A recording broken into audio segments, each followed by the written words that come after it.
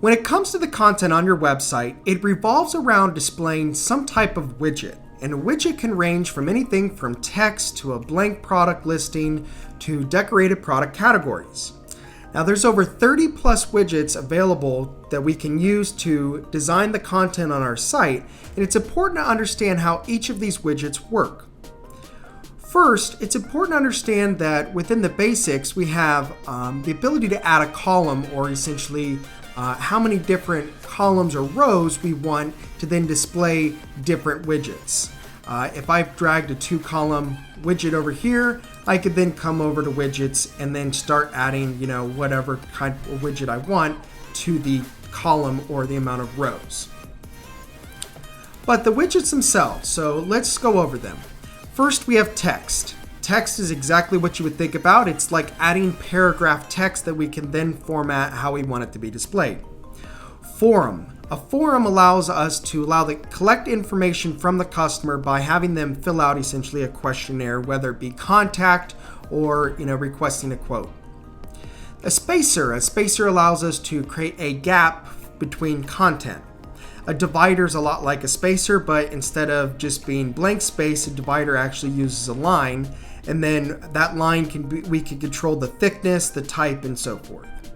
The page title changes based on the title of the page that we're on.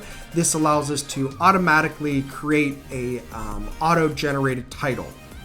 A heading is a lot like the page title, except for it can be uniquely used throughout any part of the website page itself.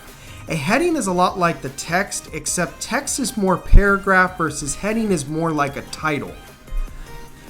Buttons are exactly what you would think they are. It allows you to essentially insert a button that is most likely going to be a link to another page or resource. Outside of the basics, we have our list.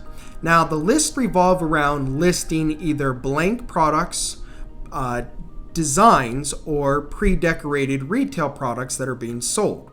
Now we can either list them individually as, essentially here are the products as if it was on a shelf, or we can actually list categories to then allow the customer to navigate to the correct group of products that they're looking for.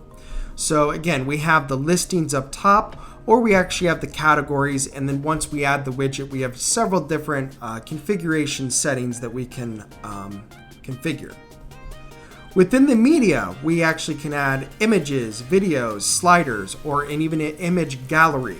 So this is essentially, again, very common media that you would add to a website. If you're looking to be adding an Instagram feed, we're going to actually have social media widgets that we'll talk about here in a second that'll be used in that case.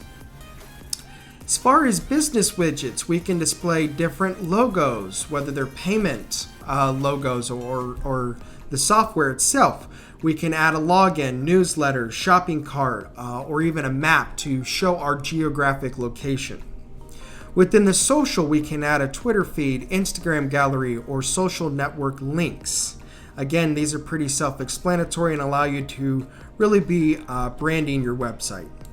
Lastly, we have in the advanced, which obviously is advanced, we have HTML, list of links, and store directory. The list of links is a very powerful tool if you want to start creating some extra navigation, especially on the column side of the page. Again, there's over 30 widgets to kind of explore and understand, but they're all pretty self-explanatory and they all work very similar, as in once we add the widget, we then are going to have different configurations as far as the settings or properties, then the design, potentially the background properties, and the layout properties. Once you've explored each widget and have had some time to kind of push each one to its limits, they'll all really start making sense. Hopefully you find this video helpful. Thank you.